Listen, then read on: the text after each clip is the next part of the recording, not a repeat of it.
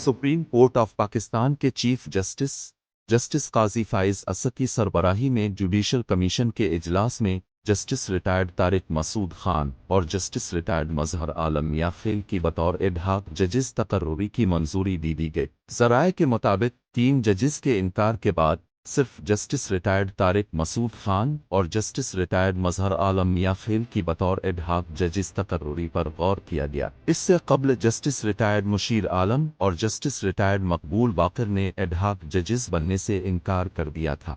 ज़राए के मुताबिक जस्टिस मुनीब अख्तर ने जस्टिस सरदार तारिक मसूद की बतौर एडहाक जज तैनाती पर इख्तिलाफ किया, जबकि जस्टिस सरदार तारिक मसूद के नाम की मंजूरी 8 और 1 के तनासुब से दी गई।